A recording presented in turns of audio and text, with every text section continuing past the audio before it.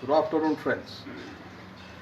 In continuation of my talking to you on strategies of war by Robert Greene, today I have already spoken to you about the first part of the book, that is self-directed warfare and its three strategies.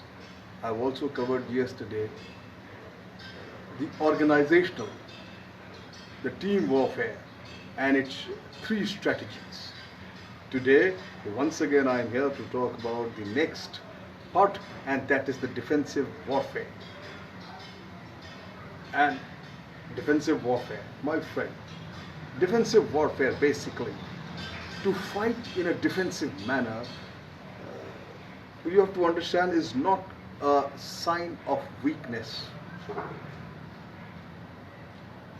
As I discuss with you with all its four strategies, it will be clear. But however, I feel that it is nothing but the strategic wisdom, a powerful style of waging war.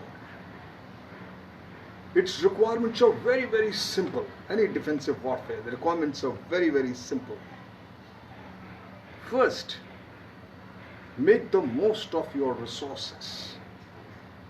They call it the optimum utilization of whatever you have with you.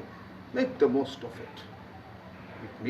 It implies fighting with perfect economy and engaging only in the battle that are necessary. Just do not get involved in everything and everything. Let small things simply bypass you, ignore them. Don't get involved in everything. If it is worth engaging, worth fighting, returns are appropriate, then only you should engage. Second thing important in defensive warfare, you must know how and when to retreat. Withdrawal is an important ops of war.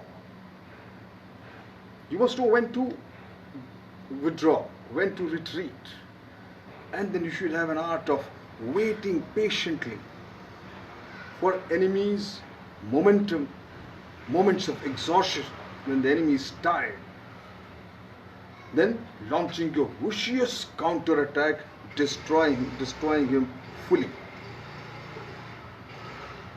It simply means let the others make. You allow the others, your opponents, your competitors, your enemies, whosoever you are, you allow them to make the first move, and then wait for their own mistakes to destroy them.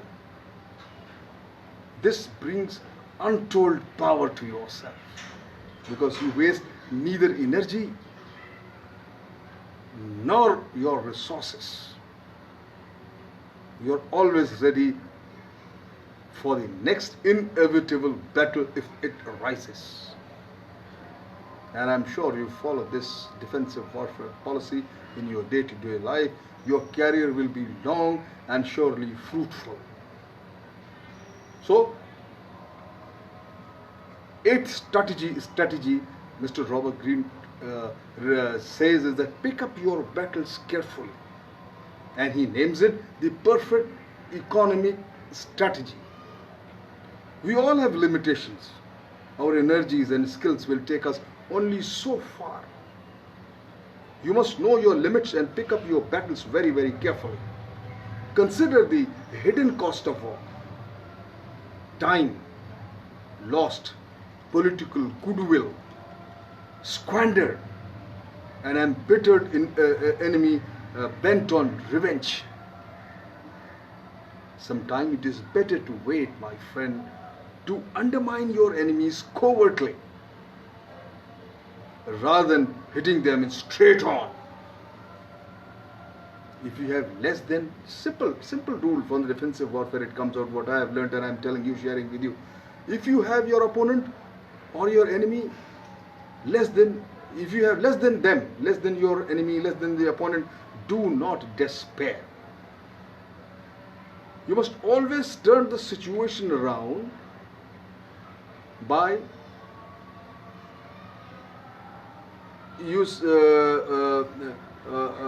by doing such by practicing economy, I would say. If you have by practicing economy and turn the tables. And if you have more than the your enemy, then economy, then the fighting economically is as important as ever as when you have the equal resources with your enemy. My friend, remember, Pablo Picasso has said very beautiful thing, most appropriate to defensive warfare. He said, even if you are wealthier, even if you are wealthy, act poor. Food for thought. Next strategy. It said, Mr. Robert Greene says, the ninth strategy, turn the tables. The counter-attack strategy. Moving first, initiating the attack will often put you at a disadvantage. You are exposing your strategy and limiting your options. Instead, discover the power to counter-attack from the angle. If your opponent are aggressive, bait them into a rash attack, then will leave them in a weak position, surely. The key, what I have learned, the key to successful counter-attack is in staying calm. When your opponent gets frustrated and irritable, an enemy or your opponent seems powerful because he has a particular strength and advantage. Your task is simply to put him in a situation in which he cannot use his strength or advantage to his benefit. You take what the bullfighter, watch sometime the bullfighters, what they do. Bull is a massive animal with, look at the 400, more than 400 pounds or 500 kgs of weight, with sharp horns, young, rash. But what he does, he takes a red cloth and just runs around, make him mad, and the bull loses his control and he starts hitting the wall, he breaks his horns, and then the bullfighter takes on one single pierce on his back and the bull is gone. You see, turning the table. The 10th strategy, my friend Robert Greene says, that create a threatening presence, deterrent strategies. Now, the best way to fight off aggressors is to keep them attacking you continuously. In the first place, keep them on their move all the time. Build up a reputation that you are a little crazy. Fighting you is not worth it. Uncertainty is sometimes better than the overt threat. If your opponents are never sure what messing with you will cost them, they will not want to fight out. Basic methods, remember, basic methods of deterrence and I would say reverse intimidation is few things. Always surprise your opponent or enemy with a bold maneuver. He will remain unpredictable. He won't know what hit him. Create a threatening presence. Basic methods of deterrence and is that your presence should be absolutely threatening. Reverse the threat. Threats sometimes threaten something which they least expect. Everyone has got certain vulnerable VAs and vulnerable points. Threaten your opponent or enemy in the most vulnerable area, vulnerable point, and reverse the threat. And it's very important. Predictable people generally never win or never succeed. So seem unpredictable and irrational. Your opponents will always be threatened. They say that crazy opponents are terrifying. People are scared of those crazy opponents. Then play on the people's paranoia. Here comes deception, decoy. Play on their people's perception. Exploit them. And ultimately establish a frightening reputation. You see the image Genghis Khan carried. You see the reputation Alexander carried. You see the reputation Napoleon carried. So many people. The Nadir Shah carried. You see, their name itself could send shivers in the spines of the opponents or the people they are going to fight. Mao Zedong has said very explicitly that injuring all of the men's 10 fingers is not as effective as chopping off one.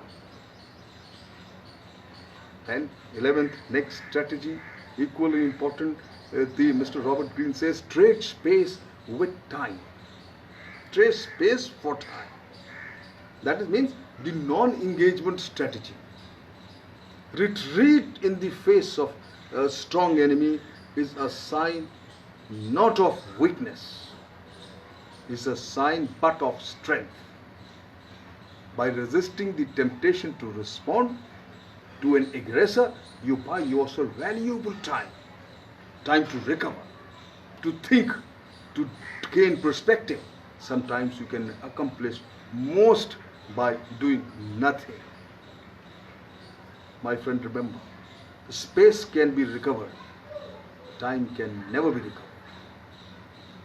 And the biggest quality everyone should have is to remain disciplined and calm while waiting for disorder to appear in enemy's ground. And this is called the art of self-possession. We shall continue tomorrow for the next warfare, and that will be offensive warfare. Thank you very much.